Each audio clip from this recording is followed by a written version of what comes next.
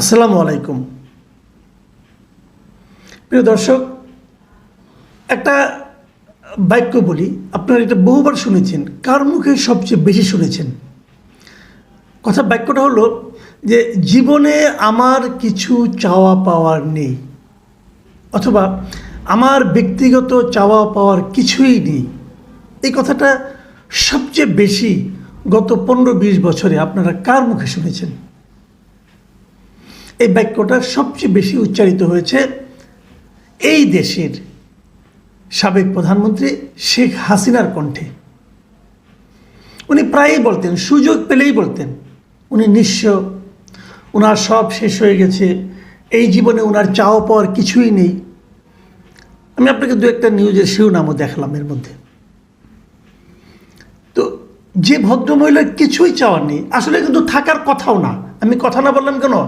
যিনি একবার এ দেশের প্রধানমন্ত্রী হন, তার আর চাওয়া পাওয়ার কী থাকতে পারে? উনি তো দেশের সর্বোচ্চ পদে আছেন, সর্বোচ্চ মানে সরকারের সর্বোচ্চ পদে আছেন। তো উনার আর কি চাওয়া পাওয়ার থাকতে পারে? উনি সবই পেয়ে গেছেন।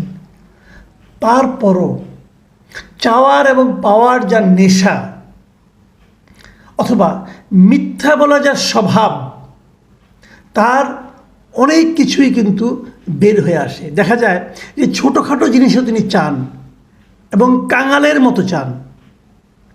সর্বশেষ যে উদাহরণটা পাওয়া গেল, সেটা নিয়ে আলোচনা করব বলে এই ভূমিকাটুকু করলাম।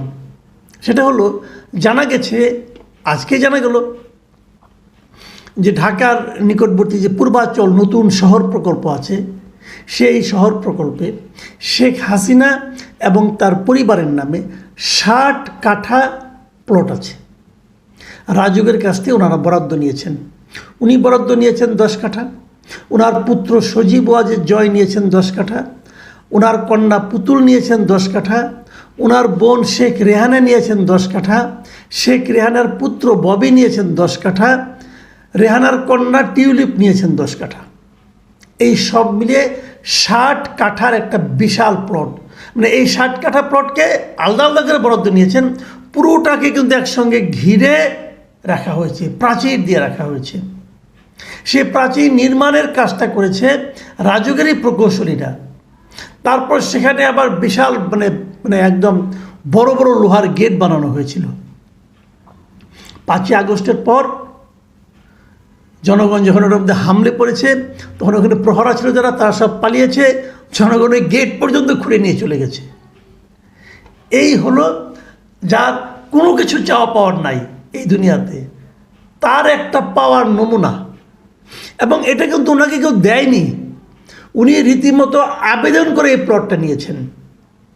সে আবেদন সংক্রান্ত ফাইল রাজুকে ছিল, এবং সরকার পতনের পর সেই ফাইল গায়েব করে দেওয়ার চেষ্টা হয়। গায়েব করে দেওয়ার চেষ্টাটা কিভাবে হয়? যে সেই ফাইলটা রেকর্ড রুমে খুঁজে পাওয়া যাচ্ছিল না।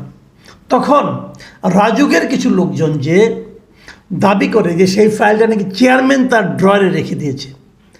রাজুকের লোকজন হইচই করে, মানে ওখানে চেয়ারম্যানের বিরুদ্ধে স্লোগান দেয়, তারপরে আবার দ্রুত বেগে সেটা এনে রেকর্ড রুমে রাখা হয়। এবং সেই ফাইলের মধ্যে সেই ফাইলটাকে রাষ্ট্রীয় অতি গোপনীয় বিষয় হিসেবে চিহ্নিত করা হয়, যাতে নাকি এটা কেউ দেখতে না পারে। এবং এতদিন এই বিষয়ে রাজুকের 2-1 লোক ছাড়া কেউ জানতো না, কাউকে জানানো হয়নি। এবং এই প্লটগুলি যে বরাদ্দ দেওয়া হয়, শেখ হাসিনা নামে প্লট বরাদ্দ দেওয়া হয় 2022 সালের 3 আগস্ট। তার 27 নম্বর সেক্টরে, মানে যেটা নাকি কূটনৈতিক জোন বলা হয়, সেই সেক্টরের 203 নম্বর রোডে তার প্লটের নাম্বার হলো 009। এবং ওই একই সঙ্গে তার পুত্র জয়ের যে প্লট আছে, সেই প্লটের সেখানেও মানে ওই একই রোডে থাকে, এবং সেটাকে বরাদ্দ দেওয়া হয় 2022 সালের 24 অক্টোবর। সেই প্লটের পাশে রেহানার প্লট থাকে, পুতুলের প্লট থাকে, এবং রেহানার পুত্র কন্যা নামেও প্লট বরাদ্দ দেওয়া হয়। সেই প্লটগুলি এতদিন কিন্তু গোপন ছিল, এখন জানা গেছে সেই প্লটগুলি দেওয়া হয়েছে। এবং সেটা কোন আইনের ভিত্তিতে দেওয়া হয়েছে? রাজুকের প্লট বরাদ্দের একটা নীতিমালা আছে, সেই নীতিমালার 13A ধারা অনুযায়ী তাদেরকে এই প্লটগুলি বরাদ্দ দেওয়া হয়েছে। 13A-তে আসলে বিষয়টা কী? এটা হলো বিশেষ বিবেচনায় যাদেরকে প্লট দেওয়া হয় তাদেরকে 13A ধারায় প্লট বরাদ্দ বলা হয়। সেই ধারাতে কি বলা হয়েছে এটা একটা সংরক্ষিত কোটা। এই কোটায় প্লট দেওয়ার নিয়মটা হলো যে যারা নাকি সাংসদ মানে এমপি, বিচারপতি, মুক্তিযোদ্ধা, রাজনীতিবিদ, সরকারি কর্মকর্তা, বেসরকারি উচ্চপদস্থ কর্মকর্তা অথবা যারা এই কর্মকর্তাদের মধ্যে যারা রাষ্ট্রীয় গুরুত্বপূর্ণ কাজে অবদান রেখেছেন তাদেরকে এই ধারা অনুযায়ী প্লট দেওয়া যায়। আমি একটা ছোট্ট প্রশ্ন করতে চাই, শেখ রেহানা রাজনীতি করেন না, উনি বিচারপতি না, মুক্তিযোদ্ধা তাও না, উনি কি রাজনীতিবিদ তাও না, উনি কোন বিবেচনায় প্লটটা পেলেন? শেখ রেহানার পুত্রকন্যা, তারা তো ব্রিটিশ নাগরিক এবং ব্রিটিশ এমপি একজন, তারা কোন বিবেচনায় প্লটটা পেলেন? 13A ধারারও চরম অনিয়ম এখানে করা হয়েছে। আমি মানলাম শেখ হাসিনার পুত্র তার উপদেষ্টা হিসেবে হয়তো কিছু একটা ভূমিকা রাখতেও পারে, এটা তো এইভাবে দেখানো যেতে পারে। পুতুল কি ভূমিকা রেখেছে? তাকে কোন বিবেচনায় প্লট দেওয়া হলো? মানে উনি যখন বলেন যে ওনার চাওয়া পাওয়ার কিছু নেই, এই ঘটনা দেখে বোঝা যায় যে এই মহিলা সারা জীবন খালি পেতেই চেয়েছে, নিতেই চেয়েছে। একটা মানুষ মানে কতদূর চায়? ওই একটা কথা বলা হয় না যে ঈগল পাখি কিন্তু আকাশের অনেক উপরে ওঠে, অনেক উপরে, প্রায় মেঘ পার হয়ে যায়, মেঘের কাছাকাছি যায়। যত দূরেই সে উঠুক তার নজর থাকে নিচের দিকে। শকুনেরও একই অবস্থা, শকুন অনেক উপরে ওঠে, নজর থাকে নিচের দিকে। এই মহিলার নজর ছিল নিচের দিকে।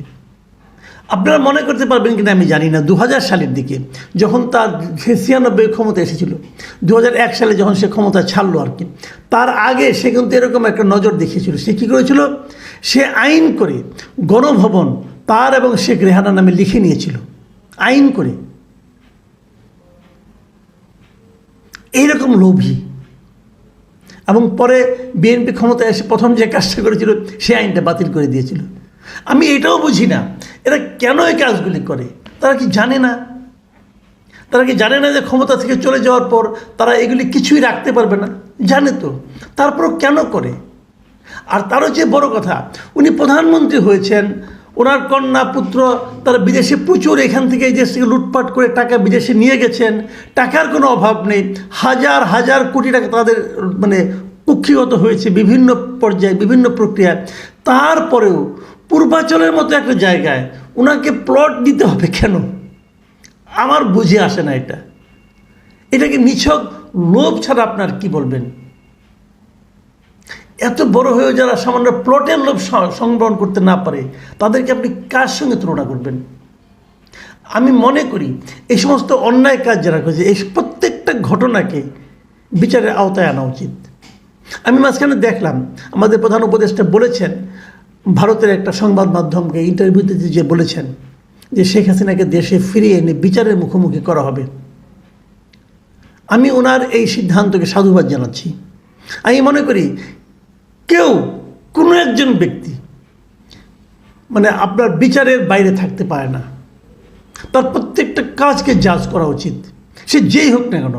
শেখ হাসিনা হোক, খালেদা জিয়া হোক, এরশাদ হোক, জিএম কাদের হোক, জামাতের প্রধান হোক, এমনকি ইউনূস সাহেব হন, যদি কোনো অন্যায় করেন, অনিয়ম করেন, তার বিচার হওয়া উচিত। এই দেশটা নেতাদের দেশ না, এই দেশটা সাধারণ মানুষের দেশ, জনগণের দেশ। জনগণ এই দেশটা নিজের নিজের বুকে রক্ত দিয়ে এই দেশটাকে স্বাধীন করেছে। এবং এই যে আমরা এখনকার গণ অভ্যুত্থান বলছি, সেখানেও কিন্তু জনগণ ছাত্রদের সঙ্গে মিলে এই দেশটাকে আবার স্বৈরাচার মুক্ত করেছে। কাজেই এখানে নেতা আমাদের প্রয়োজন নাই। নেতা হয়েছি অতএব আমি এগুলি পাবো, এই সমস্ত নিয়মই চেঞ্জ করা উচিত।